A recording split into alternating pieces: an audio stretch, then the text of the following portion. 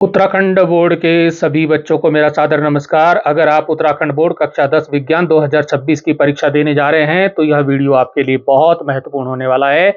इस वीडियो में मैं आपको पूरे विज्ञान के सबसे महत्वपूर्ण प्रश्न बताने जा रहा हूं जो बोर्ड परीक्षा में पूछे जाने की बहुत अधिक संभावना है। यह वीडियो लास्ट मिनट रिवीजन के लिए बनाया गया है, इसलिए वीडियो को स्किप मत करना क्योंकि हो सकता है आपके पेपर में यहीं से कुछ प्रश्न आ जाएं। तो शुरू करते हैं वीडियो को। इसमें हम बात करेंगे ज्यादातर 2 और 3 नंबर के जो प्रश्न परीक्षा में पूछे जाते हैं उनकी हम बात करेंगे। तो पहला प्रश्न है, एक छात्र मैग्नीशियम रिबन को ऑक्सीजन में जलाता है और सफेद पाउडर जैसा पदार्थ देखता है। इस अभिक्रिया का प्रकार पहचानें और इसे वर्गीकृत करने का कारण बताएं। तो मित्रों, यह जो प्रश्न है आपके यूनिट फर्स्ट केमिकल रिएक्शन वाले पोर्शन से है, वहां से प्रश्न लिया गया है। तो जब जब कोई छात्र ये अभिक्रिया करता है तो इसमें अभिक्रिया का जो प्रकार है वो एक संयोजन अभिक्रिया है। इसका कारण ये है कि इस अभिक्रिया में मैग्नीशियम ऑक्सीजन O2 के साथ मिलकर एक नया पदार्थ मैग्नीशियम ऑक्साइड बनाता है। क्योंकि दो अभिकारकों को मिलकर एक उत्पाद का निर्माण कर रहे हैं तो इसको कहते हैं संयोजन अभिक्रिया। नोट कीजिएगा, जब दो उत्पाद मैग्नीशियम और ऑक्सीजन मिलकर के एक उत्पाद बनाते हैं मैग्नीशियम ऑक्साइड तो वो होती है संयोजन क्रिया। नेक्स्ट क्वेश्चन है कि जब लेड नाइट्रेट की अभिक्रिया पोटेशियम आयोडाइड से की जाती है तो पीले रंग का अवक्षेप बनता है। संतुलित रासायनिक समीकरण लिखें और अभिक्रिया के प्रकार को पहचानें। सबसे पहले अभिक्रिया का जो प्रकार है यह एक द्विविस्थापन अभिक्रिया डबल डिस्प्लेसमेंट है रिएक्शन है जिसे अवक्षेपण अभिक्रिया भी कहते हैं। इसका संतुलित रासायनिक समीकरण आपके सामने है, इसको नोट कर लीजिएगा। यहाँ पर PbI2 ये जो बनता है ये लेड आयोडाइड पीले रंग का अवक्षेप है। नेक्स्ट क्वेश्चन है कि जब जिंक धातु के टुकड़े को कॉपर सल्फेट विलयन में रखा जाता है तो क्या अवलोकन होंगे? संतुलित रासायनिक समीकरण दीजिए। तो क्या दिखाई देता है? कॉपर सल्फेट विलयन का नीला रंग धीरे धीरे हल्का होकर रंगहीन हो जाता है और जिंक के टुकड़े लाल भूरे रंग की कॉपर की परत जम जाती है। ऐसा इसलिए होता है क्योंकि जिंक कॉपर से अधिक क्रियाशील है और कॉपर सल्फेट से कॉपर को विस्थापित कर देता है। कौन सी अभिक्रिया हुई? विस्थापन अभिक्रिया हुई। इसका जो रासायनिक समीकरण है वो आपके सामने है, इसको देख लीजिए, नोट कर लीजिए। नेक्स्ट क्वेश्चन है कि विघटन वियोजन अभिक्रियाओं के लिए अक्सर ऊर्जा ऊष्मा प्रकाश विद्युत की आवश्यकता क्यों होती है? उदाहरण सहित उत्तर दिए। इसका कारण है वियोजन अभिक्रियाओं में एक एकल अभिकारक को तोड़ने के लिए ऊर्जा की आवश्यकता होती है ताकि उनके बीच के रासायनिक बंध टूट सकें। यह ऊर्जा अवशोषी होती है।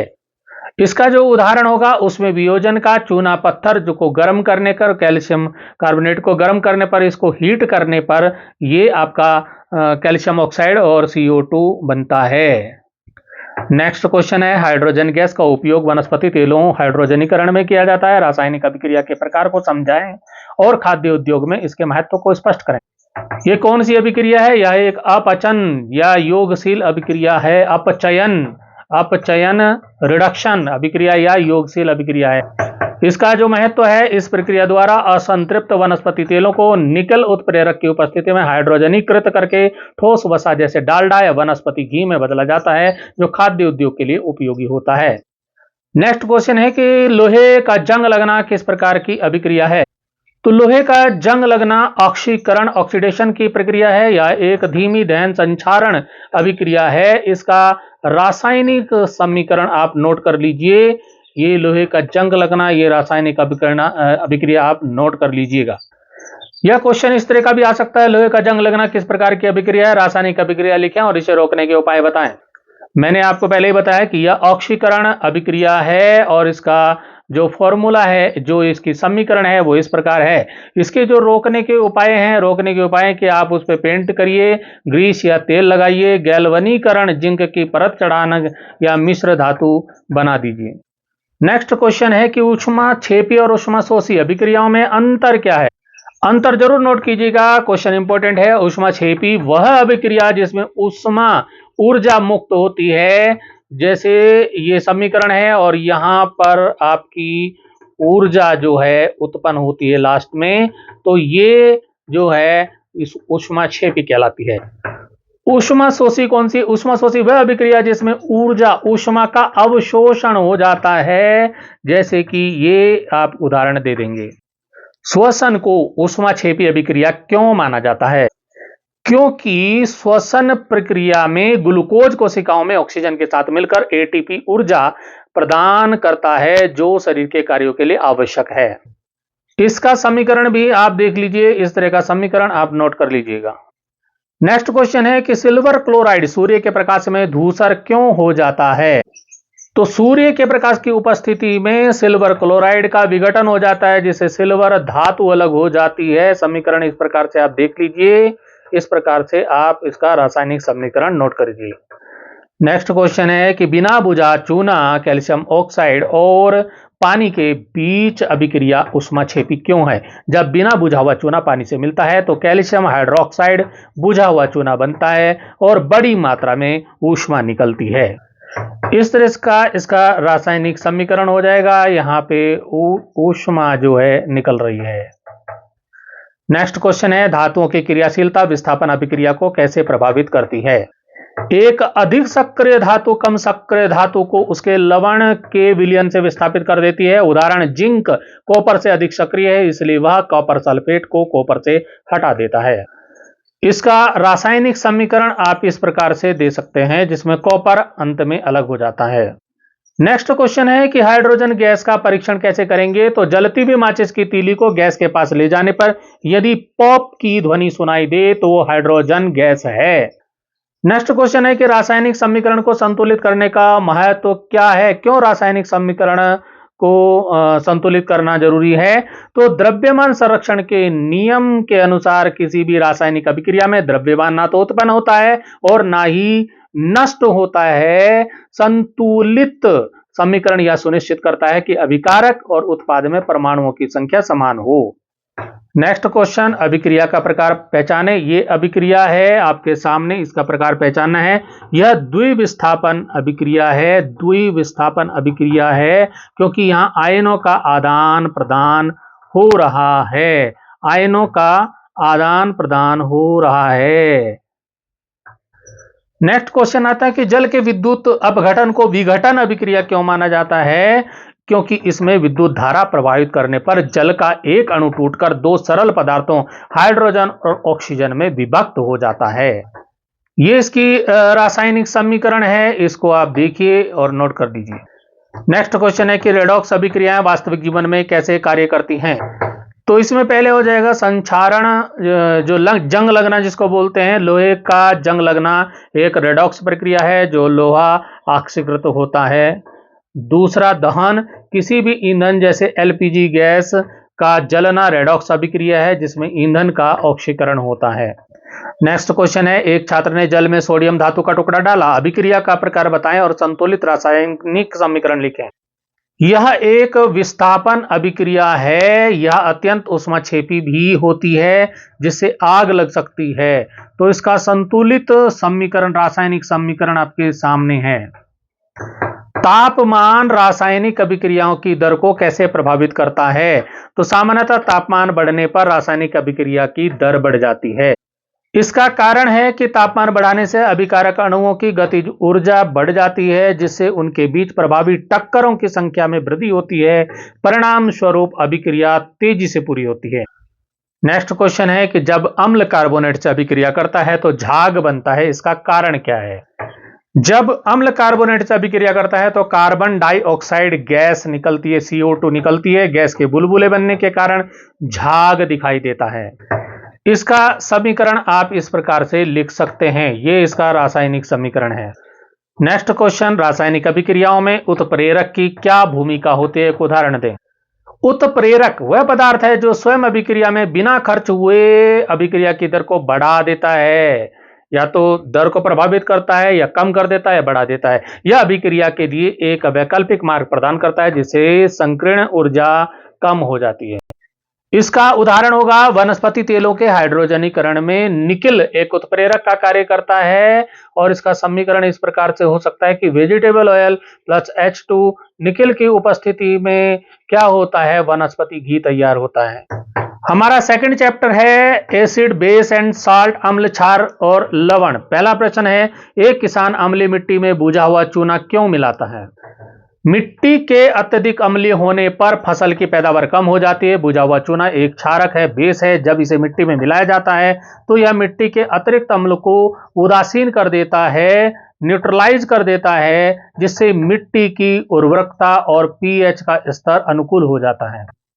नेक्स्ट क्वेश्चन, खट्टे फलों के सेवन के बाद मुंह धोने की सिफारिश क्यों की जाती है? खट्टे फलों में अम्ल होता है। यदि मुंह में अम्ल रह जाए तो यह दांतों के इनेमल का क्षरण कर सकता है, जिससे कैविटी और दांतों की संवेदनशीलता बढ़ सकती है। मुंह धोने से अम्ल साफ हो जाता है और लार का पीएच लेवल संतुलित बना रहता है। नेक्स्ट क्वेश्चन है कि प्लास्टर ऑफ पेरिस पीओपी को नमी रहित कंटेनर में क्यों रखना चाहिए?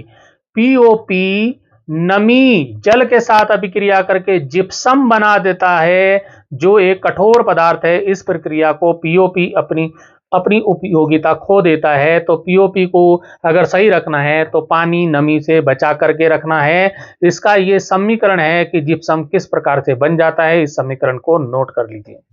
नेक्स्ट क्वेश्चन है कि मधुमक्खी के डंक का इलाज क्या है? तो मधुमक्खी के डंक में मेथोनिक अम्ल होता है, जो दर्द और जलन पैदा करता है। इसे बेकिंग सोडा जैसे हल्के क्षारक का उपयोग करके उदासीन किया जा सकता है, न्यूट्रलाइज किया जा सकता है। नेक्स्ट क्वेश्चन, बेकिंग सोडा और बेकिंग पाउडर में अंतर क्या है? बेकिंग सोडा केवल sodium hydrogen carbonate, sodium bicarbonate, जो गर्म होने पर कड़वा स्वाद छोड़ सकता है। बेकिंग सोडा, बेकिंग पाउडर में सोडा के साथ टार्टरिक अम्ल भी होता है, जो सोडा के स्वाद को उदासीन कर देता है। इसलिए बिना अम्ल के केक का स्वाद खराब हो सकता है। नेक्स्ट क्वेश्चन है कि अम्ल का जलीय विलयन विद्युत का संचालन क्यों करता है? तो अम्ल जलीय विलयन में आयनित होकर हाइड्रोजन आयन देते हैं। इन्हीं मुक्त आयनों की गतिशीलता के कारण विलयन में विद्युत धारा प्रवाहित होती है। नेक्स्ट क्वेश्चन, एक विलयन pH 5 है और दूसरे विलयन का pH 3 है। दूसरा विलयन पहले की तुलना में कितना गुना अधिक अम्लीय है? तो pH का जो पैमाना है लघुगणकीय होता है। pH में 1 की कमी होने पर अम्लता 10 गुना बढ़ जाती है। और यहां पर अंतर दोनों में कितना है? 2 का अंतर है। कैसे है 2 का अंतर? एक का 5 है, एक का 3 है, तो 5 में से 3 गया, 2 का अंतर है। 1 के अंतर पे 10 गुना वृद्धि होती है, तो 2 के अंतर पे कितना गुणी वृद्धि हो जाएगी? 10 गुणा 10, यानी कि कितना हो जाएगा? 100 गुना अधिक अम्लीय है। नेक्स्ट क्वेश्चन, अचार को धातु के बर्तनों में क्यों नहीं रखना चाहिए? अचार में अम्ल होता है। धातुएं जैसे तांबा, एल्यूमिनियम अम्ल के साथ अभिक्रिया करके विषाक्त लवण हाइड्रोजन गैस बनाती है, जिससे अचार क्या हो सकता है? खराब हो सकता है और स्वास्थ्य के लिए हानिकारक हो सकता है। नेक्स्ट क्वेश्चन है कि पीएच संतुलित शैम्पू क्यों जरूरी है? कि हमारे बालों और खोपड़ी का अपना प्राकृतिक पीएच लेवल होता है। अत्यधिक क्षारीय शैम्पू बालों को रूखा और बेजान बना सकते हैं। संतुलित पीएच उत्पाद बालों की प्राकृतिक तेल और नमी को बनाए रखते हैं। नेक्स्ट क्वेश्चन है कि शुष्क HCl गैस सूखे लिटमस का रंग क्यों नहीं बदलती? लिटमस का रंग बदलने के लिए H आयनों की उपस्थिति आवश्यक है और शुष्क HCl गैस में कोई जलीय माध्यम नहीं होता, इसलिए यह आयनित नहीं हो पाती। केवल जलीय विलयन में ही HCl का पृथक्करण होकर H आयन मुक्त होते हैं, हाइड्रोजन आयन मुक्त होते हैं। नेक्स्ट क्वेश्चन है कि दंत चिकित्सक क्षारीय टूथपेस्ट की सलाह क्यों देते हैं? तो भोजन के बाद मुंह में बचे कणों का बैक्टीरिया द्वारा अपघटन होने से अम्ल बनता है। मुंह का पीएच लेवल कम होने से दांतों का क्षरण शुरू हो जाता है। क्षारीय टूथपेस्ट इस अतिरिक्त अम्ल को उदासीन कर देता है और दांतों को सुरक्षित रखता है। नीले लिटमस का लाल होना क्या दर्शाता है? यदि कोई विलयन नीले लिटमस को लाल कर देता है तो वह विलयन निश्चित रूप से अम्लीय होगा, एसिडिक होगा। साधारण नमक NaCl अम्लीय या क्षारीय क्यों नहीं है? NaCl एक लवण है जो एक प्रबल अम्ल HCl और एक प्रबल क्षारक NaOH की अभिक्रिया से बनता है, इसलिए यह उदासीन न्यूट्रल होता है। एंटासिड में बेकिंग सोडा का उपयोग क्यों होता है? अपच यानी कि इंडाइजेशन के कारण पेट में HCl का अधिक स्राव होता है, जिससे दर्द होता है। Baking soda sodium hydrogen carbonate एक हल्का क्षारक है जो पेट के अतिरिक्त अम्ल को उदासीन करके राहत पहुंचाता है। नेक्स्ट क्वेश्चन, ब्लीचिंग पाउडर को हवा में रखने पर क्या होता है? तो ब्लीचिंग पाउडर को हवा में रखने पर क्या होता है? हवा की CO2 के साथ अभिक्रिया करके क्लोरीन गैस मुक्त कर देता है, जिससे इसकी ब्लीचिंग क्षमता कम हो जाती है। इसका समीकरण इस प्रकार से आप लिख सकते हैं। धावन सोडा कठोर जल को कैसे मुलायम करता है? तो धावन सोडा जल में मौजूद कैल्शियम मैग्नीशियम के क्लोराइड सल्फेट लवणों के साथ अभिक्रिया कर उन्हें अघुलनशील कार्बोनेट के रूप में अवक्षेपित कर देता है, जिससे जल का कठोरता दूर हो जाती है।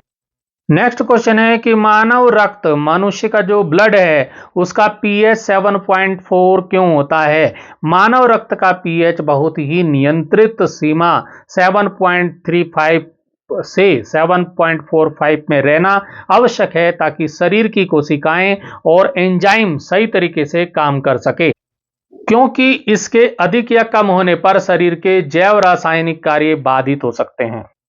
नेक्स्ट क्वेश्चन है कि तेलीय दाग के लिए कौन सा एजेंट pH 9 या pH 3 कौन सा उपयुक्त है? pH 9 वाला एजेंट उपयुक्त होगा। तेलीय दाग वसा अम्लीय प्रकृति के होते हैं और इन्हें हटाने के लिए क्षारीय बेसिक माध्यम की आवश्यकता होती है। pH 9 वाला विलयन क्षारीय है जो तेल को साबुन जैसा बनाकर साफ करने में मदद करेगा। क्या NaCl का जलीय घोल विद्युत का संचालन करेगा? हाँ, करेगा। यह विद्युत का संचालन करेगा। जल में घुलने पर NaCl अपने आयनों Na पॉजिटिव और Cl निगेटिव में वियोजित हो जाता है और ये मुक्त आयन विलयन में विद्युत आवेश के वाहक के रूप में कार्य करते हैं। नेक्स्ट क्वेश्चन है कि चूने का पानी दूधिया क्यों हो जाता है? दूध वाले कलर का क्यों हो जाता है? जब चूने के पानी में कार्बन डाइऑक्साइड प्रवाहित की जाती है तो अघुलनशील कैल्शियम कार्बोनेट बनता है, जो विलयन को रंग को दूध जैसा कर देता है। इसका समीकरण इस प्रकार से आप लिख सकते हैं। नेक्स्ट चैप्टर हमारा आता है मेटल्स एंड नॉन मेटल्स, यानी कि धातु और अधातु। पहला प्रश्न आता है, आयनिक यौगिकों का गलनांक और क्वथनांक उच्च क्यों होता है?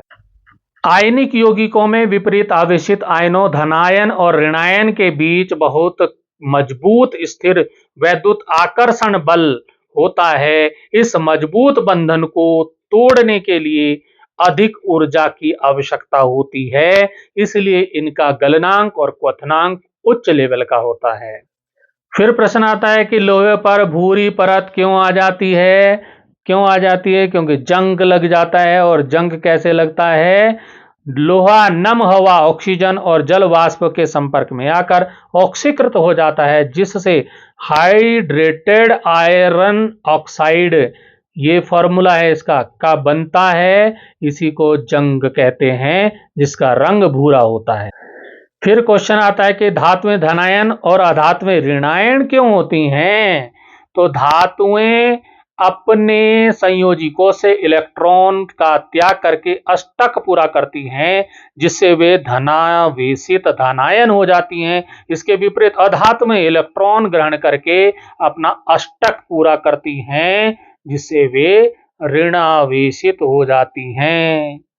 तो इसमें धातु में क्या कर रही हैं? धातु में त्याग कर रही है, मतलब दे रही हैं। धनायन धनायन हो गई वो देने वाला, और लेने वाला ऋणायन हो गया, क्योंकि उसने ले लिया है, कर्ज ले लिया, जैसे ऋण ले लिया, तो वो ऋणायन हो गया क्योंकि इसने इलेक्ट्रॉन को ग्रहण किया है, लिया है, और उसने धातुओं ने क्या है, दिया है।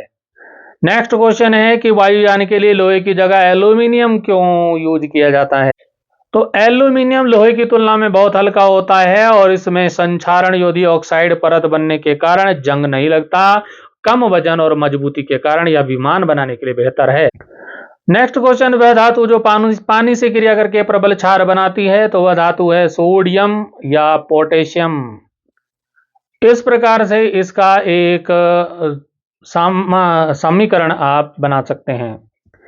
नेक्स्ट क्वेश्चन है, सोडियम को मिट्टी के तेल में क्यों रखा जाता है? उत्तर है, सोडियम अत्यधिक अभिक्रियाशील धातु है। यह हवा में मौजूद नमी और ऑक्सीजन के साथ तेजी से क्रिया करके आग पकड़ लेती है। मिट्टी का तेल इसे हवा और नमी के संपर्क में आने से रोकता है। नेक्स्ट क्वेश्चन है कि जस्ता जिंक हाइड्रोजन विस्थापित करता है पर तांबा कॉपर नहीं, क्यों? इसका कारण है रिएक्टिविटी सीरीज, यानी कि अभिक्रियाशीलता श्रेणी में जिंक हाइड्रोजन से ऊपर स्थित है, अधिक सक्रिय है, इसलिए यह अम्ल से हाइड्रोजन को विस्थापित कर देता है। तांबा हाइड्रोजन से नीचे कम सक्रिय है, इसलिए यह हाइड्रोजन को विस्थापित नहीं कर पाता है। प्रश्न इस तरह से भी आ सकता है कि तांबे में जंग क्यों नहीं लगता, लोहे में क्यों? तो तांबा एक कम सक्रिय धातु है और ऑक्सीजन के साथ धीमी अभिक्रिया करता है। दूसरी ओर लोहा बहुत अधिक सक्रिय है और नमी की उपस्थिति में तेजी से आयरन ऑक्साइड बनाता है, जिसे जंग लगना कहते हैं। एक ये क्वेश्चन भी महत्वपूर्ण है कि गैल्वनीकरण गैल्वेनाइजेशन को क्यों क्या क्या कहा जाता है, क्यों किया जाता है ये? तो लोहे की वस्तुओं पर जिंक की एक पतली परत चढ़ाना गैल्वेनीकरण कहलाता है। जिंक लोहे की तुलना में अधिक सक्रिय है और लोहे की सतह को ऑक्सीजन व नमी के संपर्क में आने से बचाता है, जिससे जंग नहीं लगता। नेक्स्ट क्वेश्चन में विद्युत अपघटनी अपचयन और कार्बन द्वारा अपचयन को बताना है। कार्बन द्वारा अपचयन यह कम या मध्यम अभिक्रियाशील धातुओं जैसे जिंक Fe के लिए उपयोग होता है, जहां कार्बन को अपचायक के रूप में उपयोग किया जाता है। और विद्युत अपघटनी अपचयन जो है यह अत्यधिक सक्रिय धातुओं जैसे NaMgAl के साथ उपयोग किया जाता है, क्योंकि ये धातुएं कार्बन के प्रति इतनी अधिक बंधुता रखती हैं कि उन्हें अलग करना असंभव होता है। नेक्स्ट क्वेश्चन है कि स्टेनलेस स्टील बर्तनों के लिए क्यों बेहतर है? स्टील के बर्तन क्यों बनाए जाते हैं? तो शुद्ध लोहा बहुत नरम होता है और नमी वायु में तेजी से जंग पकड़ता है। तो स्टेनलेस स्टील जो है वो लोहा प्लस क्रोमियम प्लस निकेल से बनकर बनता है, इसमें जंग नहीं लगता और यह अधिक कठोर और टिकाऊ होता है। प्रश्न आ सकता है कि सोने में जंग क्यों नहीं लगता, सोना संक्षारित क्यों नहीं होता? तो सोना सक्रियता श्रेणी में सबसे नीचे आता है, यानी यह एक अत्यधिक अक्रिय नोबल धातु है। यह ऑक्सीजन, पानी या अन्य रसायनों के साथ सामान्य परिस्थितियों में कोई अभिक्रिया नहीं करता है और इसीलिए इसमें यह संक्षारित नहीं होता है। नेक्स्ट क्वेश्चन है कि धातुओं के नाइट्रिक अम्ल के साथ अभिक्रिया में हाइड्रोजन क्यों नहीं निकलती? तो HNO3 एक प्रबल ऑक्सीकारक है। यह उत्पन्न हाइड्रोजन को ऑक्सीकृत करके H2O बना देता है। नेक्स्ट क्वेश्चन है, कैल्शियम पानी में तैरता क्यों है? तो कैल्शियम पानी से अभिक्रिया करके H2 गैस बनाता है। गैस के बुलबुले कैल्शियम के टुकड़ों से चिपक जाते हैं, जिससे धातु हल्की होकर सतह पर तैरने लगती है। नेक्स्ट क्वेश्चन है कि धातु कर्म में उभयधर्मी ऑक्साइड का महत्व क्या है? तो उभयधर्मी ऑक्साइड जैसे Al2O3 ZNO अम्ल और क्षारक दोनों के साथ क्रिया कर सकते हैं। उभयधर्मी दोनों के साथ क्रिया कर सकते हैं और इनका यह गुण धातु को अशुद्धियों से अलग करने और शुद्धिकरण प्रक्रियाओं में बहुत सहायक होता है। नेक्स्ट क्वेश्चन, लोहे के चुंबकीय गुण खत्म होना है। लोहा फेरो मैग्नेटिक होता है। अत्यधिक ताप पर इसके परमाणुओं की तापीय ऊर्जा बढ़ जाती है, जिससे इसकी आंतरिक चुंबकीय संरचना व्यवस्थित नहीं हो पाती और यह अपनी चुंबकत्व खो देता है। नेक्स्ट क्वेश्चन है कि चांदी का उपयोग तारों में क्यों नहीं किया जाता? वायर जो है चांदी की क्यों नहीं बनाई जाती? तो यद्यपि चांदी सबसे अच्छी चालक है, लेकिन यह बहुत महंगी है। तांबा और एल्यूमिनियम तुलनात्मक रूप से सस्ते और पर्याप्त चालक होते हैं, इसलिए उन्हें बड़े पैमाने पर उपयोग किया जाता है। नेक्स्ट क्वेश्चन है कि निर्माण कार्यों में मिश्र धातु क्यों उपयोग की जाती है? तो मिश्र धातुएं शुद्ध धातुओं की तुलना में अधिक कठोर, संक्षारण रोधी और ताप प्रतिरोधी होती हैं। वे वांछित यांत्रिक गुणों जैसे अधिक मजबूती के लिए बनाई जाती हैं। नेक्स्ट क्वेश्चन है कि एल्यूमिनियम का निष्कर्षण लोहे से महंगा क्यों? तो एल्यूमिनियम को उसके अयस्क से अलग करने के लिए बहुत अधिक विद्युत ऊर्जा, विद्युत अपघटन की आवश्यकता होती है। जबकि जबकि जो लोहा है, लोहा सामान्य भट्टी कार्बन द्वारा अपचयन में प्राप्त किया जा सकता है। बिजली की लागत इसे महंगा बनाती है। नेक्स्ट क्वेश्चन, आयनिक यौगिकों की चालकता ठोस बनाम द्रव के बारे में बताना है। तो ठोस अवस्था में आयन स्थिर होते हैं और वो हिल नहीं सकते। द्रव अवस्था यानी कि पिघली हुई अवस्था में आयन स्वतंत्र होते हैं और वो विद्युत धारा प्रवाहित करने के लिए आवेश वाहक का कार्य करते हैं। नेक्स्ट चैप्टर है हमारा कार्बन एंड इट्स कंपाउंड्स यानी कि कार्बन और उसके यौगिक। प्रश्न है, कार्बन इतने अधिक यौगिक क्यों बनाता है? तो कार्बन की इस अद्वितीय क्षमता के मुख्य रूप से दो कारण हैं। एक तो है श्रृंखलन, कार्बन परमाणुओं में आपस में जुड़कर लंबी श्रृंखलाएं, शाखित श्रृंखलाएं या वलय बनाने की अद्भुत क्षमता कार्बन में होती है। कार्बन कार्बन के बीच के मजबूत सहसंयोजक बंध के कारण ऐसा संभव होता है। दूसरा इसमें है चतुसंयोजकता। तो कार्बन की संयोजकता 4 होती है। इसका अर्थ है कि यह एक साथ 4 अन्य कार्बन परमाणुओं या अन्य तत्वों जैसे हाइड्रोजन, ऑक्सीजन, नाइट्रोजन, हैलोजन के साथ बंध बना सकता है, जिससे यौगिकों की एक विशाल विविधता उत्पन्न होती है। इस चैप्टर का नेक्स्ट क्वेश्चन है कि किसी कार्बनिक यौगिक के गुणों को क्रियात्मक समूह कैसे प्रभावित करता है। बात करते हैं क्रियात्मक समूह, जैसे निगेटिव OH, CHO, COOH के परमाणु या परमाणुओं के समूह होते हैं जो कार्बन श्रृंखला से जुड़कर उस यौगिक को विशिष्ट रासायनिक गुण प्रदान करते हैं। इसका प्रभाव एक ही कार्बन श्रृंखला से जुड़े अलग अलग क्रियात्मक समूह यौगिक की अभिक्रियाशीलता, रिएक्टिविटी, घुलनशीलता और गलनांक क्वथनांक को पूरी तरह बदल देते हैं।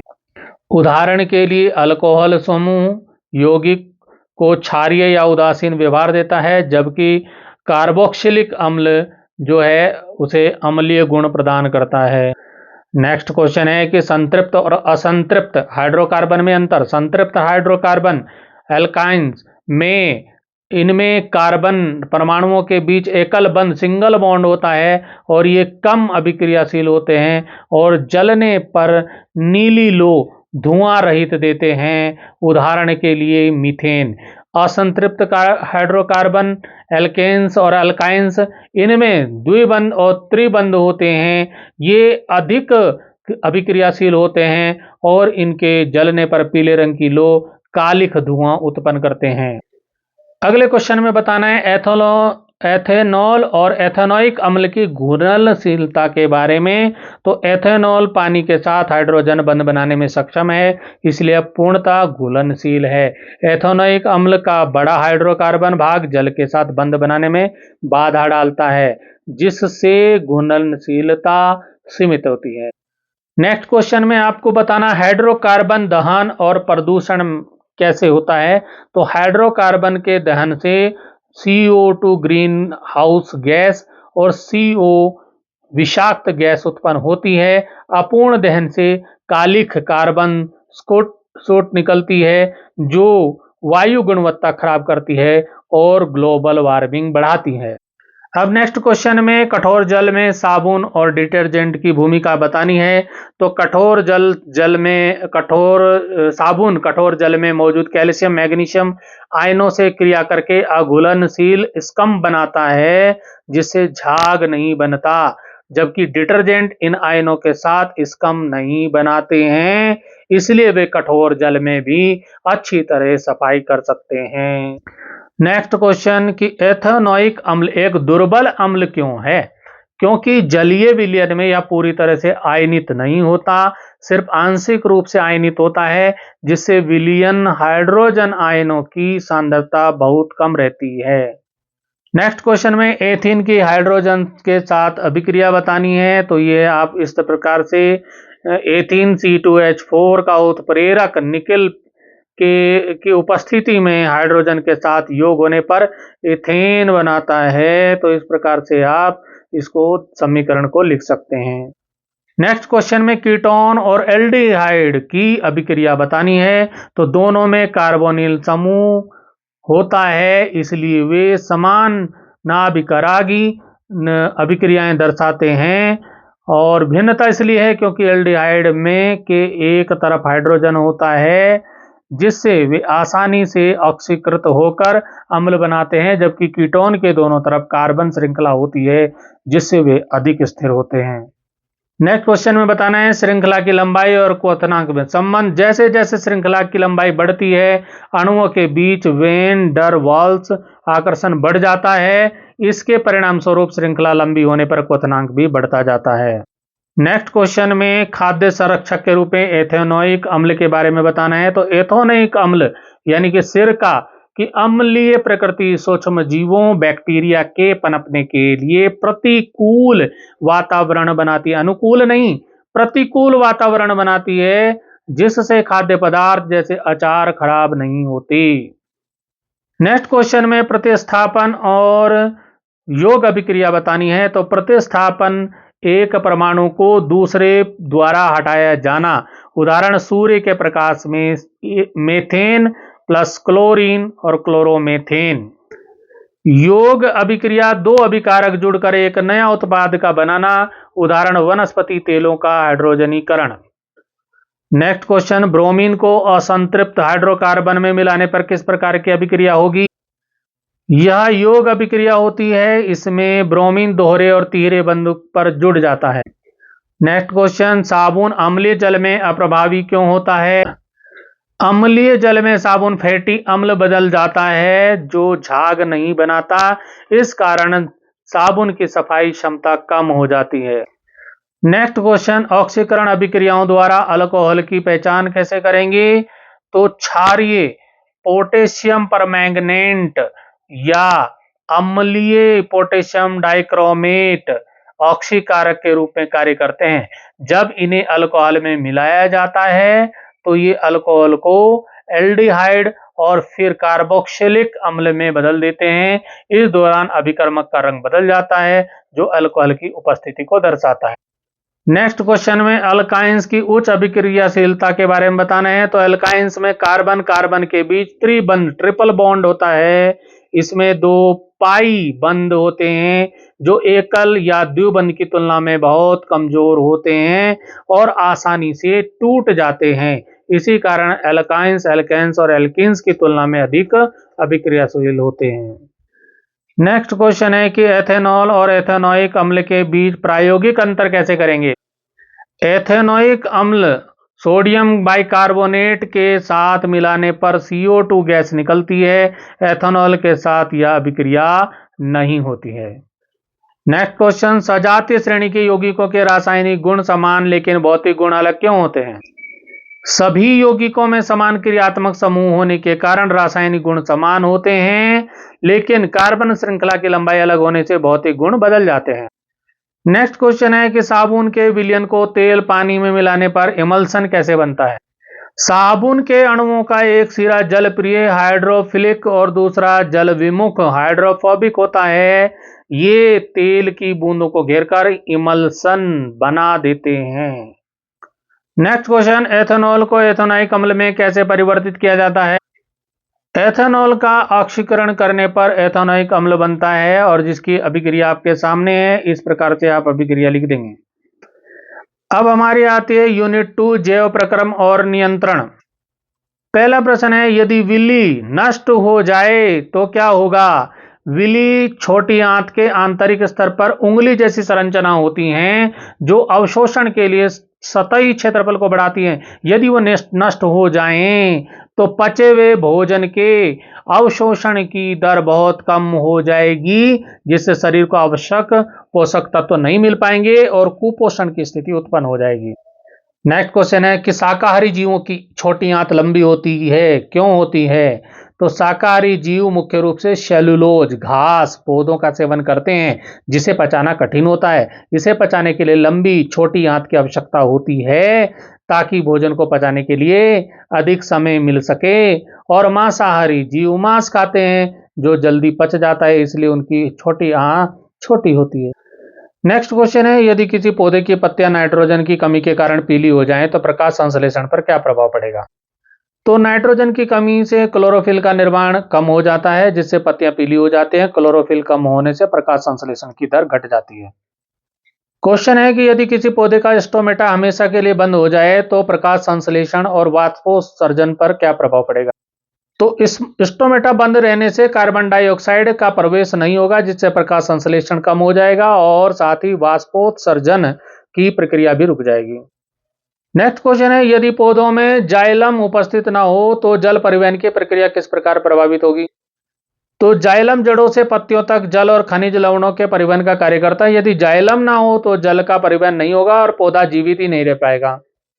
नेक्स्ट क्वेश्चन है कि हृदय का वाल्व क्षतिग्रस्त होने पर क्या प्रभाव होगा? तो हृदय के वाल्व रक्त को एक ही दिशा में बहने बैकफ्लो रोकने में मदद करते हैं। यदि वाल्व क्षतिग्रस्त हो जाए तो रक्त क्या होगा, जो ब्लड होगा, पीछे की ओर बहने लगेगा। इससे हृदय को पर्याप्त ऑक्सीजन युक्त रक्त पंप करने के लिए अतिरिक्त मेहनत करनी पड़ेगी, जिससे थकान, गंभीर हृदय रोग हो सकता है और हृदय हार्ट अटैक, हार्ट फेल भी हो सकता है। नेक्स्ट क्वेश्चन है कि अनुवर्तन ना होने का क्या प्रभाव होगा? तो अनुवर्तन के कारण ही पौधा प्रकाश की ओर या जड़ें गुरुत्वाकर्षण की ओर मुड़ती हैं। इससे इसके अगर ये अभाव हो जाए तो पौधों में पौधा जो है अनुकूल वातावरण प्रकाश जल की दिशा में बढ़ नहीं पाएगा, जिससे उसकी वृद्धि सीमित हो जाएगी और प्रतिकूल परिस्थितियों में जीवित रहना कठिन हो जाएगा, पौधा जीवित नहीं रह पाएगा। बहुत ही इंपॉर्टेंट क्वेश्चन है, एड्रिनल ग्रंथि द्वारा हार्मोन उत्पादन बंद होने पर क्या होगा? तो एड्रिनल ग्रंथि एड्रानलिन हार्मोन का स्राव करती है, जो शरीर को लड़ो या भागो, फाइट और फ्लाइट की स्थिति के लिए तैयार करता है। और इसके बिना शरीर क्या हो जाएगा? तनावपूर्ण स्थितियों, अचानक खतरे या घबराहट को नियंत्रित करने में असमर्थ होगा, जिससे हृदय गति, रक्तचाप, बीपी, ग्लूकोज का स्तर संतुलन जो है को तुरंत नियंत्रित नहीं हो पाएगा। नेक्स्ट क्वेश्चन है कि तंत्रिका तंत्र और अंतःस्रावी तंत्र के बीच मुख्य अंतर क्या है? कौन सा तंत्र तेज प्रतिक्रिया उत्पन्न करता है और क्यों? तंत्रिका तंत्र विद्युत संकेतों के माध्यम से कार्य करता है, जबकि अंतःस्रावी तंत्र हार्मोन के माध्यम से कार्य करता है। तंत्रिका तंत्र अधिक तेज प्रतिक्रिया देता है, क्योंकि संदेश तंत्रिकाओं के द्वारा तुरंत पहुंच जाते हैं, जबकि हार्मोन रक्त के माध्यम से धीरे धीरे पहुंचते हैं। नेक्स्ट क्वेश्चन है कि यदि पौधों में हार्मोन का अभाव हो जाए तो उनकी वृद्धि और विकास पर क्या प्रभाव पड़ेगा? पौधों में हार्मोन वृद्धि, फूल फल बनने और अनुवर्तन जैसी प्रक्रियाओं को नियंत्रित करते हैं। यदि हार्मोन का अभाव हो जाए तो पौधों की वृद्धि रुक जाएगी और उनका विकास सही प्रकार से नहीं हो पाएगा। नेक्स्ट क्वेश्चन है, यदि मानव केवल असूत्री जनन ही संभव हो तो इसके क्या परिणाम होंगे? तो यदि मनुष्य केवल असूत्री जनन से प्रजनन करे तो संतानें माता पिता के समान होंगी और आनुवंशिक विविधता नहीं होगी। इससे नई विशेषताओं का विकास नहीं होगा और प्रजाति के अनुकूलन की क्षमता कम हो जाएगी। नेक्स्ट क्वेश्चन है कि परिवार नियोजन के तरीकों का उपयोग जनसंख्या नियंत्रण में कैसे मदद करता है? इसका उत्तर होगा परिवार नियोजन के उपायों जैसे गर्भ निरोधक साधनों, जागरूकता और उचित अंतराल से जन्म दर कम होती है। इससे जनसंख्या वृद्धि नियंत्रित करने में सहायता मिलती है। नेक्स्ट क्वेश्चन है कि असुरक्षित यौन संबंधों के कारण HIV एड्स के प्रसार को रोकने के लिए कौन कौन से कदम उठाए जाने चाहिए? तो HIV एड्स को रोकने के लिए क्या करना चाहिए? सुरक्षित यौन संबंध करने चाहिए, यानी कि कंडोम का उपयोग करना चाहिए। दूसरा, संक्रमित सुई या ब्लेड का उपयोग नहीं करना चाहिए और रक्त चढ़ाने से पहले उसका परीक्षण करना चाहिए। लोगों में जागरूकता फैलानी चाहिए। यदि मेंडल ने केवल एक ही पीढ़ी का अध्ययन किया होता तो क्या वे आनुवंशिकी के नियम स्थापित कर सकते थे?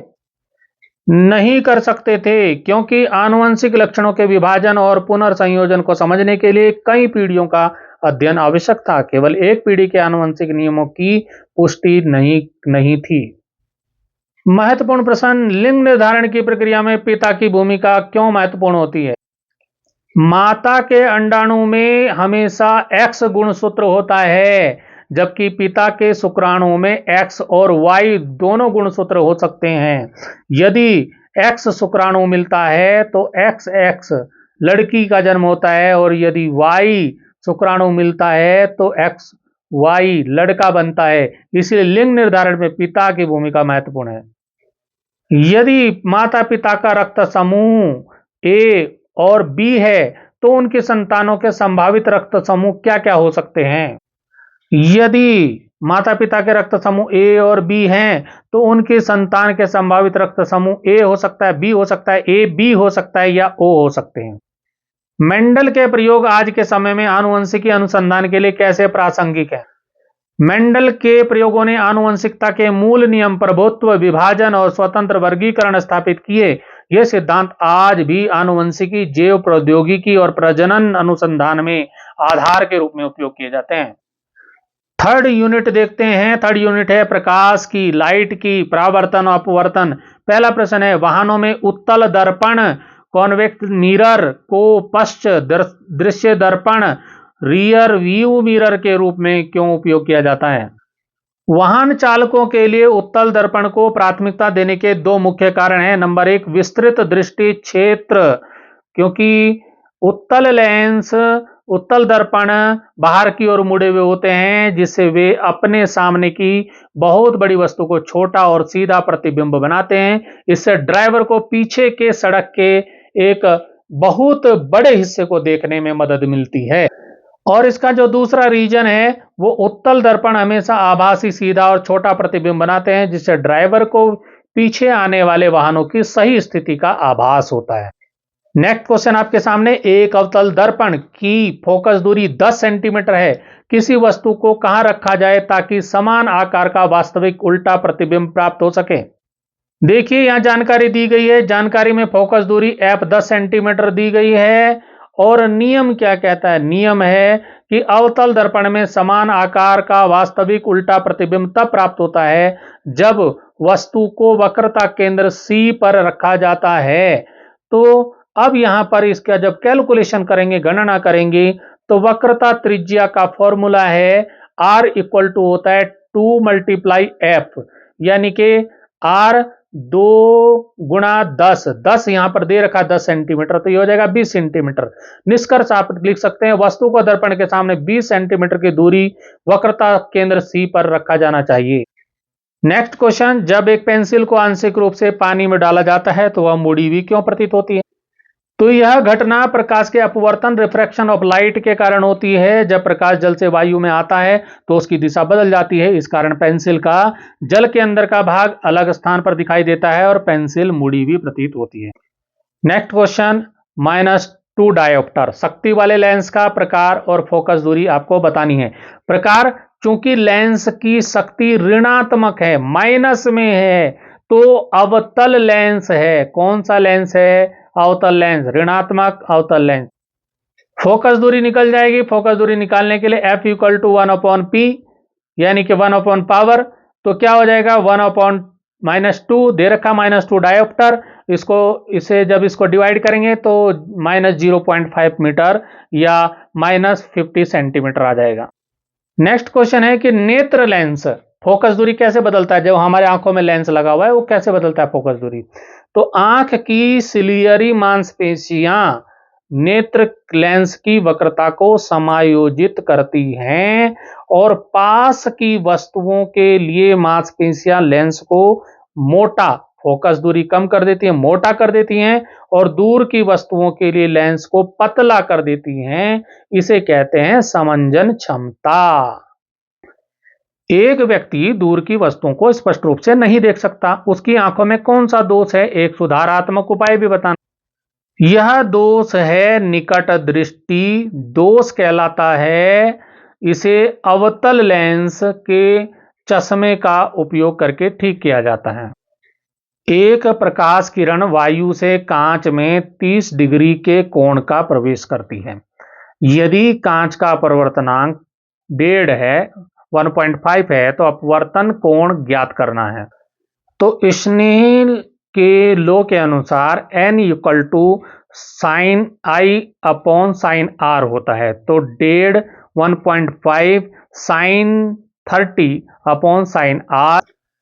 Next 1.5 equal to 0.5 minus upon sine r. तो साइन आर इक्वल टू 0.33 और जब आर निकालेंगे तो लगभग इतना 19.5 डिग्री या 19 डिग्री आप लिख सकते हैं। उत्तल लेंस की फोकस दूरी की गणना कैसे करते हैं ये देखिए। अगर आपकी जो वस्तु की दूरी -30 सेंटीमीटर है, प्रतिबिंब प्लस 20 सेंटीमीटर वास्तविक प्रतिबिंब है, तो आप कैसे निकालेंगे? लेंस का जो सूत्र है इसको आप याद करके रखिए। तो 1/f इक्वल टू 1/20 1/-30, तो कितना हो जाएगा? 1 इसको जब इसको संतुलित करेंगे तो हो जाएगा 3 + 2/60 और ये कितना हो जाएगा? 5/60 और जब इसको हम डिवाइड करेंगे तो 1/12 होगा और जब हम f निकालेंगे तो 12 आएगा। नेक्स्ट क्वेश्चन है, आकाश दिन के समय नीला और सूर्योदय तथा सूर्यास्त के समय लाल क्यों दिखाई देता है? यह कारण है, यह घटना है प्रकाश का प्रकीर्णन, स्कैटरिंग ऑफ लाइट के कारण होता है। नीले रंग की तरंग दैर्ध्य कम होने के कारण वह अधिक प्रकीर्णित होती है, इसलिए दिन में आकाश नीला दिखाई देता है और सूर्योदय और सूर्यास्त के समय लाल रंग कम प्रकीर्णित होता है, इसलिए आकाश लाल दिखाई देता है। नेक्स्ट क्वेश्चन, प्रिज्म के कारण प्रकाश का विक्षेपण क्यों होता है? तो प्रिज्म में विभिन्न रंगों के तरंग दैर्ध्य अलग अलग होती है, इसलिए उनका अपवर्तन अलग अलग होता है। इस कारण श्वेत प्रकाश अपने 7 रंगों में विभाजित हो जाता है। इस घटना को प्रकाश का विक्षेपण कहते हैं। अवतल दर्पण की गणना कैसे करेंगे? यदि आपको दिया है -30 सेंटीमीटर, U का मान दिया है, V का मान दिया है 90 सेंटीमीटर, दर्पण के पीछे M जो है -3 है। इसके लिए सूत्र जो है, ये सूत्र है, अब 1/f आपको ज्ञात करना है, तो 1/90 प्लस 1/30, तो इसको जब हम संतुलित करेंगे तो 3/90 तो -2/90, जब हम f निकालेंगे तो -45 सेंटीमीटर आएगा। तो जो है प्रतिबिंब कैसा है? प्रतिबिंब जो है दर्पण के पीछे बन रहा है और m ऋणात्मक है। यह स्थिति दर्पण के पीछे आभासी और आवर्धित प्रतिबिंब को दर्शाती है। आकार वस्तु से 3 गुना बड़ा है। नेक्स्ट क्वेश्चन है, एक साफ रात में आकाश में तारे टिमटिमाते हुए दिखाई देते हैं जबकि ग्रह स्थिर प्रकाश से चमकते हैं। तारे टिमटिमाते क्यों हैं लेकिन ग्रह क्यों नहीं टिमटिमाते? इसका उत्तर हो जाएगा कि तारे पृथ्वी से बहुत दूर होते हैं और बिंदु स्रोत की तरह दिखाई देते हैं। वायुमंडल की विभिन्न परतों से गुजरते समय प्रकाश का अपवर्तन बदलता रहता है, जिससे तारे टिमटिमाते दिखाई देते हैं। और जो ग्रह हैं, ग्रह पृथ्वी के अपेक्षाकृत पास होते हैं और विस्तृत स्रोत की तरह दिखाई देते हैं, इसलिए उनका प्रकाश स्थिर दिखाई देता है। नेक्स्ट क्वेश्चन है कि एक उत्तल लेंस की फोकस दूरी 25 सेंटीमीटर प्रतिबिंब अनंत पर प्राप्त करने के लिए वस्तु कहां पर रखा जाना चाहिए? यदि वस्तु को लेंस के फोकस F पर रखा जाए तो प्रतिबिंब अनंत पर बनता है। वस्तु को लेंस से 25 सेंटीमीटर की फोकस दूरी पर रखना चाहिए। अब अगले प्रश्न में बात करेंगे वास्तविक और आभासी प्रतिबिंब के बारे में। तो वास्तविक प्रतिबिंब यह पर्दे पर प्राप्त किया जा सकता है, उदाहरण सिनेमा स्क्रीन पर बना प्रतिबिंब। और जो आभासी प्रतिबिंब होता है यह पर्दे पर प्राप्त नहीं किया जा सकता, उदाहरण समतल दर्पण में हमारा अपना चेहरा। नेक्स्ट क्वेश्चन है कि दूरदृष्टि दोष में सुधार कैसे करेंगे? तो जो दोष है, बच्चा निकट की वस्तु 25 सेंटीमीटर नहीं पढ़ पाता लेकिन 1 मीटर की पढ़ लेता है, तो यह हाइपरमेट्रोपिया है। इसको उपचार करने के लिए, इसे ठीक करने के लिए उत्तल लेंस की आवश्यकता होती है, जो प्रकाश की किरणों को रेटिना पर केंद्रित करने में मदद करता है। अगले प्रश्न में परितारिका आइरिस और पुतली की भूमिका बतानी है। परितारिका यह आंख का रंगीन हिस्सा है जो पुतली के आकार को नियंत्रित करता है। और पुतली क्या है? यह आंख में जाने वाले प्रकाश का प्रवेश द्वार है। अधिक रोशनी में परितारिका पुतली को छोटा कर देती है ताकि प्रकाश कम जाए, और कम रोशनी में इसे फैला देती है ताकि अधिक प्रकाश अंदर प्रवेश कर सके। अपवर्तनांक और विक्षेपण क्या है? यदि प्रिज्म के पदार्थ का अपवर्तनांक बढ़ाया जाता है तो प्रकाश किरण का विक्षेपण भी बढ़ जाता है। इसका कारण है विक्षेपण कोण का मान अपवर्तनांक पर निर्भर करता है। अपवर्तनांक बढ़ने से प्रकाश की गति धीमी हो जाती है और वह आधार की ओर अधिक मुड़ जाती है, जिससे विचलन बढ़ जाता है। नेक्स्ट क्वेश्चन है कि टॉर्च और हेडलाइट में परावर्तक के रूप में उत्तल दर्पण के बजाय अवतल दर्पण का उपयोग क्यों किया जाता है? अवतल दर्पण में यदि प्रकाश स्रोत को फोकस बिंदु पर रखा जाए तो परावर्तन के बाद प्रकाश किरणें समानांतर हो जाती हैं और प्रकाश एक दिशा में दूर तक जाता है। इसी कारण टॉर्च और हेडलाइट में अवतल दर्पण का उपयोग किया जाता है, जबकि उत्तल दर्पण प्रकाश को फैला देता है। प्रश्न में दो लेंस दिए गए हैं। एक लेंस 10 सेंटीमीटर, दूसरा -15 सेंटीमीटर के संयोजन की शक्ति आपको बतानी है। तो जो लेंस एक है उसकी फोकस दूरी f1 + 10 है, इसको मीटर में 0.1 मीटर हो जाएगा। लेंस 2 की फोकस दूरी f2 -15 है, जब इसको मीटर में नापेंगे तो -0.15 हो जाएगा। अब जो शक्ति का जो सूत्र है P = 1/f होता है, तो P1 यानी कि पहले वाले लेंस की तो हो जाएगी 1/0.1 + 10 डायोप्टर हो जाएगा पहले लेंस की। दूसरे जो क्षमता, दूसरे की जो है पावर कितनी है, तो 1/0.15 से -6.67 डायोप्टर हो जाएगी। अब दोनों को जोड़ देंगे तो संयोजन क्षमता बन जाएगी। तो दोनों को जोड़ेंगे, संयोजन क्षमता कितनी हो जाएगी? P1 और P2 को जोड़ देंगे। जो दोनों हमने निकले, P1 का आया था 10 और दूसरे का आया था -6.67, तो दोनों को जब जोड़ेंगे तो ये घट जाएगा खुल के यहां से, तो इतना प्लस में आ जाएगी 3.33 डायोप्टर। नेक्स्ट क्वेश्चन है इंद्रधनुष केवल तभी क्यों बनता है जब सूर्य का प्रकाश वर्षा की बूंदों से होकर गुजरता है? जब सूर्य का प्रकाश श्वेत प्रकाश वर्षा की बूंदों के में प्रवेश करता है तो उसमें अपवर्तन, रिफ्रैक्शन, परावर्तन, रिफ्लेक्शन और विक्षेपण तीनों होता है। और इससे क्या होता है? इसके कारण श्वेत प्रकाश 7 रंगों में विभाजित हो जाता है और आकाश में इंद्रधनुष दिखाई देता है। अब हमारी चौथी यूनिट है विद्युत धारा वाली। इसमें पहला प्रश्न है, एक 40 वाट का बल्ब और एक 100 वाट का बल्ब को 220 वोल्ट सप्लाई से श्रेणी क्रम में जोड़ा जाता है, तो कौन सा बल्ब अधिक चमकेगा और क्यों? तो आपको ध्यान देना है, श्रेणी क्रम में दोनों बल्बों में समान धारा प्रभावित होती है, क्योंकि R V² P के अनुसार 40 वाट जो कम वाट वाला बल्ब है का प्रतिरोध 100 वाट बल्ब से अधिक होता है, इसलिए उसमें अधिक ऊर्जा नष्ट होती है। 40 वाट वाला बल्ब अधिक चमकेगा, 100 वाट वाला नहीं। नेक्स्ट क्वेश्चन है कि विद्युत बल्ब का फिलामेंट तांबे की बजाय टंगस्टन का क्यों बनाया जाता है?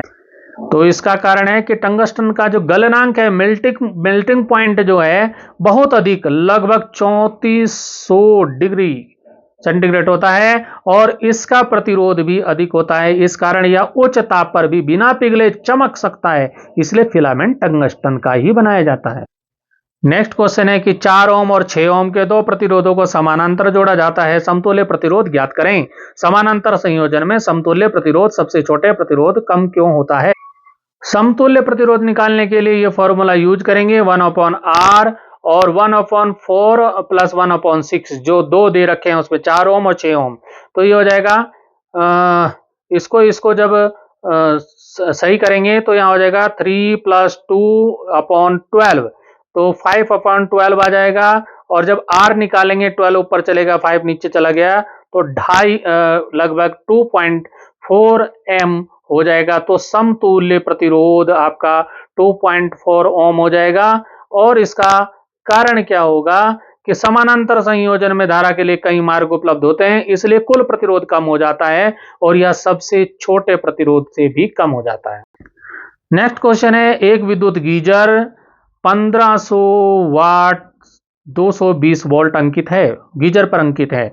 यह कितनी धारा ग्रहण करता है? यदि वोल्टेज घटता है तो ऊर्जा खपत में क्या परिवर्तन होगा?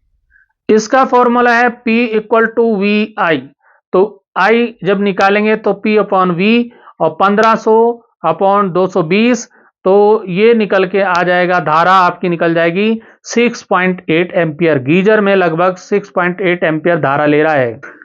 यदि वोल्टेज घटता है तो P equal to v square upon r के अनुसार शक्ति जो पावर है, ऊर्जा खपत दोनों कम हो जाएंगी, पावर भी ऊर्जा खपत भी दोनों कम होगी। नेक्स्ट क्वेश्चन है कि फ्यूज को हमेशा श्रेणी में क्यों जोड़ते हैं? तो फ्यूज को परिपथ की सुरक्षा के लिए लगाया जाता है और श्रेणी क्रम में होने के कारण यदि परिपथ में धारा सीमा से अधिक बढ़ जाती है तो फ्यूज का तार पिघलकर पूरे परिपथ को काट देता है, जिससे उपकरण सुरक्षित रह जाते हैं। नेक्स्ट क्वेश्चन है कि घरेलू कनेक्शन समांतर क्यों? तो समांतर क्रम में प्रत्येक उपकरण को समान वोल्टेज 220 वोल्ट मिलता है। यदि एक उपकरण खराब हो जाए तो अन्य उपकरणों पर कोई प्रभाव नहीं पड़ता। श्रेणी क्रम में एक बल्ब फ्यूज होने पर परिपथ बंद हो जाएगा, लाइन बंद, करंट बंद। नेक्स्ट क्वेश्चन, हीटर गर्मी देता है, बल्ब प्रकाश और गर्मी दोनों क्यों देता है? तो हीटर की कुंडली का प्रतिरोध बहुत अधिक होता है, जो आई स्क्वायर आर प्रभाव से केवल ऊष्मा उत्पन्न करती है। बल्ब का फिलामेंट टंगस्टन का होता है, जो इतना गर्म हो जाता है कि वह ऊष्मा के साथ साथ दृश्य प्रकाश, विजिबल लाइट भी उत्पन्न करता है। नेक्स्ट क्वेश्चन है कि तार को खींचकर दुगना करने पर प्रतिरोध कितना होगा? मैंने पहले भी एक क्वेश्चन में बताया था, 4 गुना हो जाएगा। तो प्रतिरोध R जो है लंबाई L के वर्ग के समानुपाती होता है। यदि आयतन समान रहे तो इसकी जब कैलकुलेशन करेंगे तो नया प्रतिरोध कितना होगा, यानी कि n स्क्वायर मल्टीप्लाई R, तो 2 स्क्वायर मल्टीप्लाई R यानी कि 4R या 4 गुना। तार की लंबाई दुगनी करने पर उसका अनुप्रस्थ काट क्षेत्रफल आधा हो जाएगा और जिससे उसका प्रतिरोध 4 गुना हो जाएगा। नेक्स्ट क्वेश्चन है कि जब एक चुंबकीय सुई को धारा वहन करने वाले तार के पास रखा जाता है तो यह विक्षेपित क्यों हो जाती है? तो जब किसी तार में विद्युत धारा प्रवाहित होती है तो उसके चारों ओर चुंबकीय क्षेत्र उत्पन्न हो जाता है। यही चुंबकीय क्षेत्र कंपास की सुई पर बल लगाता है, जिससे सुई विक्षेपित हो जाती है। नेक्स्ट क्वेश्चन है, यदि धारावाही परिनालिका में प्रवाहित धारा की दिशा उलट दी जाए तो क्या होगा? तो इसका उत्तर हो जाएगा, यदि परिनालिका में धारा की दिशा उलट दी जाए तो उसका चुंबकीय क्षेत्र भी उलट जाएगा। उसके उत्तर नॉर्थ तथा दक्षिण साउथ ध्रुव आपस में बदल जाएंगे। नेक्स्ट क्वेश्चन है, विद्युत घंटियों और मोटरों में परिनालिका का उपयोग क्यों किया जाता है? इसका उत्तर होगा, परिनालिका में धारा प्रवाहित होने पर यह शक्तिशाली विद्युत चुंबक की तरह कार्य करती है। इसी कारण इसका उपयोग विद्युत घंटियों और मोटरों में चुंबकीय प्रभाव उत्पन्न करने के लिए किया जाता है। नेक्स्ट क्वेश्चन है कि एक साधारण चुंबक की तुलना में विद्युत चुंबक से लोहे की कील को खींचना क्यों आसान होता है? विद्युत चुंबक का चुंबकीय क्षेत्र अधिक शक्तिशाली और नियंत्रित किया जा सकता है। धारा बढ़ाकर इसकी शक्ति बढ़ाई जा सकती है, इसलिए यह साधारण चुंबक से अधिक आसानी से लोहे की कील को आकर्षित करता है। नेक्स्ट क्वेश्चन है, चुंबकीय क्षेत्र में एक गतिशील आवेश बल क्यों अनुभव करता है? इसका आंसर होगा, जब कोई आवेश चुंबकीय क्षेत्र में गति करता है तो उस पर चुंबकीय बल मैग्नेटिक फोर्स कार्य करता है। यह बल आवेश की गति चुंबकीय क्षेत्र की दिशा पर निर्भर करता है। नेक्स्ट क्वेश्चन है, विद्युत मोटरों में फ्लेमिंग के बाएं हाथ के नियम का उपयोग क्यों किया जाता है? इसका उत्तर होगा, फ्लेमिंग का बाएं हाथ का नियम यह बताता है कि धारा, चुंबकीय क्षेत्र और बल की दिशा क्या होगी, इसलिए इसका उपयोग मोटर में चालक पर लगने वाले बल की दिशा निर्धारित करने के लिए किया जाता है। क्वेश्चन है, विद्युत संप्रेषण में एसी डीसी की तुलना में अधिक प्राथमिकता क्यों दी जाती है? इसका उत्तर होगा, एसी वोल्टेज को ट्रांसफार्मर की सहायता से आसानी से घटाया बढ़ाया जा सकता है, जिससे विद्युत ऊर्जा का संप्रेषण अधिक कुशलता से किया जा सकता है, इसलिए एसी को अधिक प्राथमिकता दी जाती है।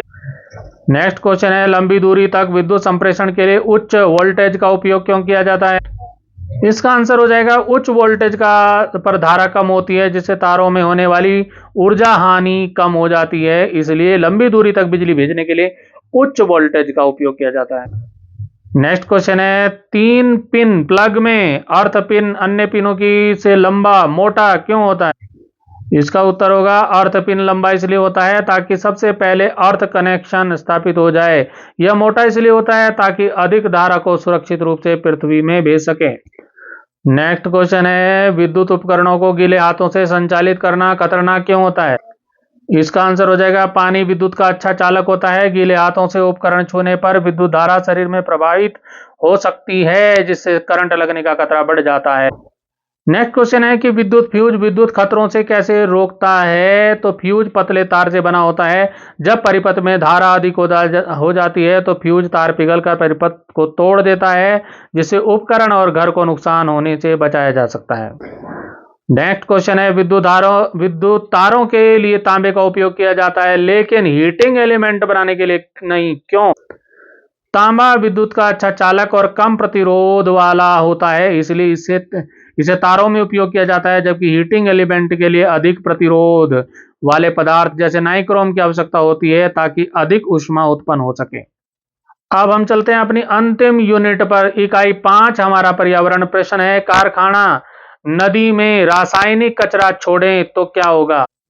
क्या होगा भाई? जल प्रदूषण होगा। रसायनों के कारण नदी का जल विषाक्त हो जाएगा और जीवों पर क्या असर होगा? जलीय जीवों, मछलियों, पौधों की मृत्यु होगी और उनकी खाद्य श्रृंखला बाधित होगी और ये हानिकारक रसायन मछलियों के शरीर में जमा होकर अंततः मनुष्यों तक पहुंचकर गंभीर बीमारियां फैला सकते हैं। जो मनुष्य इन मछलियों को खाएंगे तो उनमें भी बीमारी हो जाएंगे। तो क्या हो जाएगा? इसका समाधान क्या है? कारखाने के कचरे को नदी में छोड़ने से पहले एफ्लुएंट ट्रीटमेंट प्लांट ईटीपी में उपचारित ट्रीट किया जाना चाहिए ताकि विषाक्त पदार्थ अलग हो सकें। नेक्स्ट क्वेश्चन है, अजैव निम्नकरणीय पदार्थ पर्यावरण को जैव निम्नकरणीय पदार्थों की तुलना में अधिक हानि क्यों पहुंचाते हैं? एक उदाहरण दें। इसका आंसर हो जाएगा अजैव निम्नकरणीय पदार्थ सूक्ष्म जीवों द्वारा आसानी से विघटित नहीं होते और लंबे समय तक पर्यावरण में बने रहते हैं, जिससे प्रदूषण और जैव आवर्धन होता है। इसका उदाहरण आप लिख सकते हैं प्लास्टिक का प्रयोग और डीडीटी का जैसे पदार्थ। नेक्स्ट क्वेश्चन है, एक शहर में अत्यधिक कचरा उत्पन्न हो रहा है, सामुदायिक स्तर पर अजैव निम्नकरणीय कचरे को कम करने के 2 नवीन तरीके सुझाइए। इसके 2 तरीके हो सकते हैं। एक है कचरे का पृथक्करण, तो कचरे से प्लास्टिक, कांच और धातु को रिसाइकलिंग के लिए भेजना। दूसरा हो सकता है सिंगल यूज प्लास्टिक का पर रोक लगाकर कपड़े या जूट के थैलों का उपयोग बढ़ाना। अगला क्वेश्चन है, एक विद्यार्थी ने देखा कि उसके गांव में गिद्ध बहुत कम रह गए हैं। विश्लेषण करें कि गिद्धों की संख्या में कमी से पारिस्थितिकी तंत्र कैसे प्रभावित हो सकता है। तो जो गिद्ध होते हैं, गिद्ध मृत जानवरों को खाकर प्राकृतिक सफाई कर्मी की तरह कार्य करते हैं। उनकी संख्या कम होने से मृत पशुओं के अवशेष लंबे समय तक पड़े रहते हैं, जिससे रोग फैलने का खतरा बढ़ जाता है और पारिस्थितिक संतुलन बिगड़ जाता है। अगला हमारा प्रश्न है, एक गांव में किसान अत्यधिक रासायनिक उर्वरकों का उपयोग कर रहे हैं। इस प्रथा के स्थानीय जल स्रोतों और मिट्टी के स्वास्थ्य पर क्या प्रभाव पड़ेगा? मूल्यांकन करें। तो अत्यधिक रासायनिक उर्वरकों के उपयोग से वर्षा के साथ ये जल स्रोतों में पहुंच जाते हैं, जिससे जल प्रदूषण और यूट्रोफिकेशन होता है। इससे मिट्टी की उर्वरता कम हो जाती है और सूक्ष्म जीव नष्ट हो सकते हैं। क्वेश्चन है कि सरकार ने एक शहर में प्लास्टिक बैग पर प्रतिबंध लगाया, लेकिन उनका उपयोग अभी भी आम है। प्रतिबंध को प्रभावी ढंग से लागू करने के लिए 2 व्यवहारिक उपाय सुझाएं।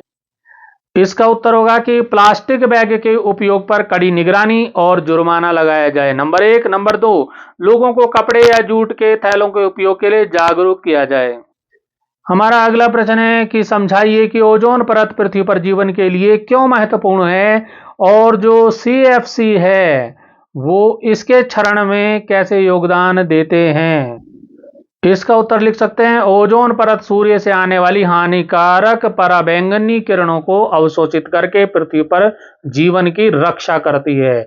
और जो हमारे क्लोरोफ्लोरोकार्बन वगैरह हैं वो CFC हैं, तो वायुमंडल में जाकर क्लोरीन परमाणु मुक्त करते हैं, जो ओजोन अणुओं को तोड़ करके ओजोन परत का क्षरण करते हैं, उसमें छिद्र बना देते हैं। नेक्स्ट क्वेश्चन है कि कंपोस्टिंग को लैंडफिलिंग की तुलना में बेहतर कचरा प्रबंधन विधि क्यों माना जाता है?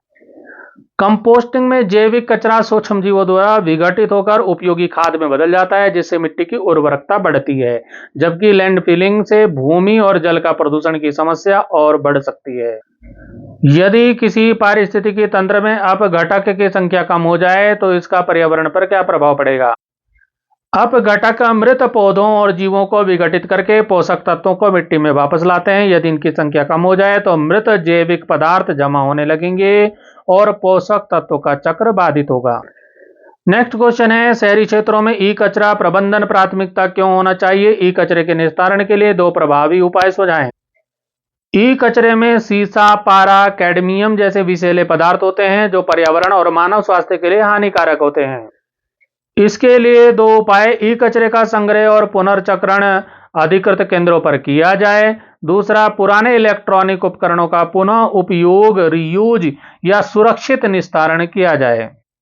तो बच्चों, ये सारे प्रश्न उत्तराखंड बोर्ड द्वारा अपनी वेबसाइट पर जारी किए गए हैं। इन प्रश्नों को आप अच्छे प्रकार से समझ गए होंगे। ये सारे प्रश्न मैंने अपने इस वीडियो में बता दिए हैं। तो बच्चों, अगर आपने इस वीडियो के सभी प्रश्न देख लिए हैं तो आपका विज्ञान का बहुत अच्छा रिवीजन हो चुका है। परीक्षा में जाते समय घबराना नहीं है, पहले आसान प्रश्न हल करना है और साफ साफ लिखना है और डायग्राम बहुत अच्छे से आपको बनाने हैं। तो मेरी तरफ से आप सभी को परीक्षा के लिए हार्दिक शुभकामनाएं। Best of luck. फिर मिलेंगे मित्रों अगले वीडियो में। अभी के लिए धन्यवाद।